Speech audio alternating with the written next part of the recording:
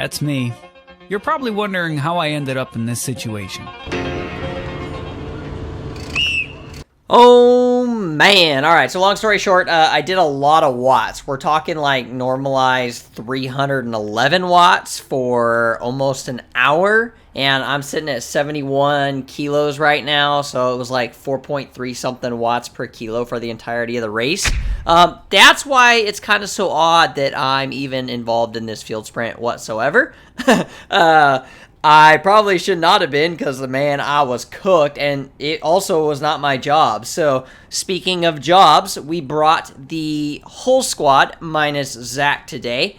And, you know, we kind of had a general idea. Spencer was on do-nothing duty for the most part, unless we were kind of in like an SOS situation and it was like, yo, we need some help. Now, we might get into an SOS situation a little bit later on, but nonetheless, let's kind of dive into the race here, and I'll give you guys some details on basically where we're at, what this race looks like, you know, and some of the critical information that you're going to need.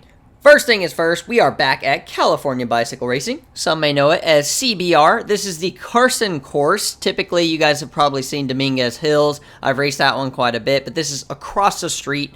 This is also a four-corner crit if you watched the pro race earlier. Same exact course. Left turns today. Pretty cool. This one is 50 minutes on the agenda, and this is category 2-3. Now, there aren't really many organized teams in this, but the critical players that we're going to have to deal with are the Subaru boys, and then Steve Core is in the green jersey, so he's keeping the race animated and fast. And then, obviously, we have, like, a subset of sprinters that have been pretty successful lately. So, we're looking at, like, Nick Trejo with Hit Squad. He's been doing pretty well and winning a lot of races, or at least being in the mix on the podium. So, he's somebody to look out for. Max Van Loo with iSpeed Racing. They're in, like, a green kit. That's something that you want to kind of pay attention to. Jacob Longo just came into my frame. He rides for LABC. He's in the neon fluoro right here. All those guys are typically somewhere in the mix of the top 10 riders or so at the end of this, and we want to make sure we're paying special attention to them because they are basically our competition today. Now, with that being said, let me just introduce our squad real quick. You've got myself, Dalton. You have Adam Garcia. We've got Spencer Tanner, and then our newest addition to the squad, Colin, who is sitting on the front right now for who knows what reason. Nah, it's all good. But we are going to get into some racing action right now and talk a little bit about how this all unfolds. So still super early in the race. You can see Adam, my teammate on the right. He's following this Lava rider, which is LA Bicycle Academy rider, and he just popped out and was attacking, and Adam just so happened to be on his wheel. And so I told Adam, go with it. I'm right behind him, and so I take over the front here. And I'm probably pedaling a little bit hard initially, but I wanted to kind of assert myself here. Subaru is not having it. They're not represented, so you'll see here in a second. They're going to give it a pretty good pull. So I want to slot in just like second, third wheel here, and I'm not going to do anything. So this actually lasts for quite some time. Now, it's early race, so of course, it's tough to have stuff stick this early. But, I mean, if you look, they got a pretty big gap pretty quickly. So something interesting that happens just a few laps later, right? We are coming around the corner into the headwind, and I actually realized coming down the last straight that Adam was solo out front. And that means that his brake mates are still up the road, from my understanding. And so he's out there by himself.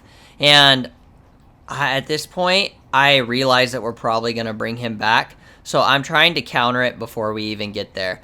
And so I just send a flyer into the headwind right there, and I'm trying to dive this corner sharp.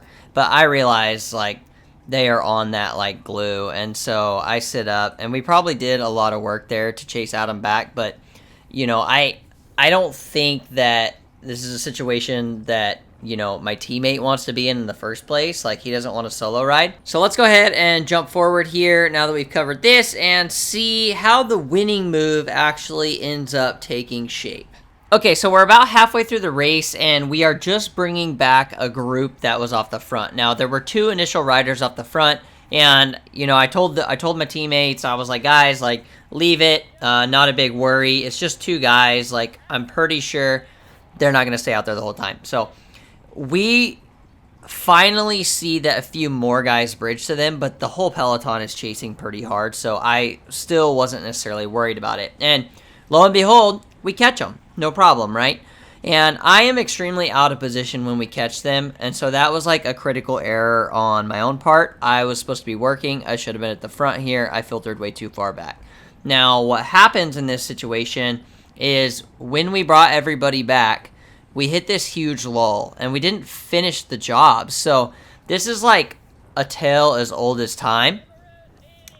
Basically, what happens is you'll bring something back, you latch on to like 2 or 3 of the riders from the break, and then 2 or 3 of those other riders, they stay out and they keep going. And when nobody finishes the job, that typically results in like the winning break. They dangle for like 6-7 second gaps, and then eventually they put in enough time to get away. And so I came across that just absolutely knowing. I was like, okay, Subaru's in that. They had 2 guys, or they had 1 guy up the road with David with SDBC. I know he's got big power. And so I went ahead and just jumped myself because I know we need representation. So I jump out there with that UCLA rider. The UCLA rider just sits up. I don't know if he just didn't have the gas or what the situation was. Steve comes by me and yells, you know, he's like, Dalton, get on my wheel. And so I jump over and I get on his wheel, and I know that we'll work together to try and get across and bridge this. Now, what I realized is like it kind of hurt me to jump on his wheel in the first place. So the power numbers are definitely, you know, no slouch here. And so I'm trying to bridge with Steve, and we're rotating good. And honestly, I would have stayed out here forever. But what happens here pretty quickly is the peloton is super strung out.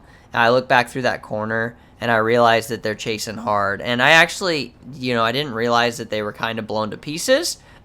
So I'm still pulling through the headwind here. I slot us all the way over, trying to go the shortest route possible. Still doing 440. I flick Steve through, but I look back and I see that we're basically caught. Those 2 guys, they stay out there for quite a while, and there's a couple like bridge attempts that have sort of gone to try and get up there, and I'm thinking, all right, these guys are staying out there for a while. They will probably get tired toward the end, but if a bridge or a good chase makes it across, then that's when the break could be dangerous and it could stick. Now, of course, I'm thinking we want to be represented in that exact kind of scenario. So I see a couple of the strong guys. They're up front. They're kind of off the front here, and they're getting a little bit of a gap. And I'm realizing, you know, that's, once again, LABC rider, and nobody's chasing that hard. It's kind of onesie twosies. And I see Spencer is kind of coming into a good position, so I holler at him. I'm like, Spencer, get in that. And perfect timing. Spencer goes up the road here, and I know he was protected, but, you know, we had just talked about it, and it was one of those situations where if we can put him in the chase, I'd been working like the whole race trying to bridge and also get off the front myself, then we knew it would be, you know, a good opportunity to get somebody up the road that was pretty fresh. So Spencer's still up the road. Panic is kind of starting to set in here in the peloton, and, you know, Steve and a couple other guys realize, like, hey, this is dangerous. It's late race. We are represented. Subaru is represented. Everybody is represented. So now it's on the rest of the peloton to pull and to do the effort. And I am, of course, going to follow wheels here. I'm assuming the Subaru rider in front of me is also just planning on following wheels. If they drag us up to that chase, that's fine. We'll counter. But this poor next wave development rider ends up kind of getting the short end of the stick. He wants to bridge to it also, you know, and every time he would attempt it, we were kind of just right there. And so nobody's going to rotate through and help him pull. And obviously, you know, he's getting frustrated, and I totally get it, man. Like, now we have the opportunity to control, and I'm thinking, like, all right, this might be the point where the elastic snaps, and Spencer and the other 3 riders can get up the road and patch it up with the brake, and then we can get that reduced bunch sprint. Unfortunately, it does get brought back. All right, jumping ahead once more, we are getting a little bit later in the race now, and there's been like a flurry of attacks and people just trying to get across. I think they realize that, like, we're not going to work together to pull this thing back. So now everybody goes into like attack or bridge mode. And I see this UCLA rider go. Colin is sitting in a good spot. I say, Colin, get in that. And when I yell at Colin to get in that, Matt Rios in front of me, he chases. And I'm just following his wheel, thinking like, all right, if it does get brought back, I'll try and counter over the top of it. So I'm just sitting on, and I'm not going to pull through. And this is like, I think 4 laps to go or 5 laps to go. So this would be like the ideal time for them to get out in front by themselves. And so I sit up, I'm pedaling tempo here, doing nothing crazy, but the whole peloton comes through and they patch this up. So nothing doing there. It's not going to stay out, even though, Colin's trying his best to get across and get that late bridge in. But at this point, too, everybody that wants to be in the mix for the field sprint is kind of like not going to let anything else go up the road, because this is when it gets really dangerous and when the elastic kind of typically snaps late race. But unfortunately, didn't happen this time, so let's go ahead and jump forward and see how the race finish unfolds. All right, so 1.5 laps out from the finish, and we kept slowing up in this headwind every single time. Spencer absolutely stomps pedals, and the rider on the front here just didn't hold the wheel. So Spencer is going. We're bringing back the LABC rider, Jacob Longo, right here, and right as we do that, Spencer keeps going. And so I'm, basically at this point we realize like Colin's pretty cooked, Adam's pretty cooked, and honestly, I'm pretty cooked too. So an organized lead out, probably not going to happen. Spencer gives it that solo, like last ditch long flyer effort. And right as we're coming into 1 to go, that's perfect. I'm just going to assert my position here now. I'm towards the front, I'm in the mix, and I realize if I can just stay here, we're in a pretty good spot. And also, like, everybody around me is a typical, like, finisher in these races, and they're going to be contesting the sprint. And as long as we keep it fast, then we're going to be, in a good situation here. And the thing is Spencer is up the road, so ideally everybody else that's forced to chase is going to keep it fast. So I'm hollering up, like, just trying to get people to react. And I know we're coming into the headwind, and I know I just need to maintain my position. Now, I see Colin a few wheels in front of me, and I'm thinking, all right, if I can get to Colin, I can probably drag him to the line. And so that's my initial goal.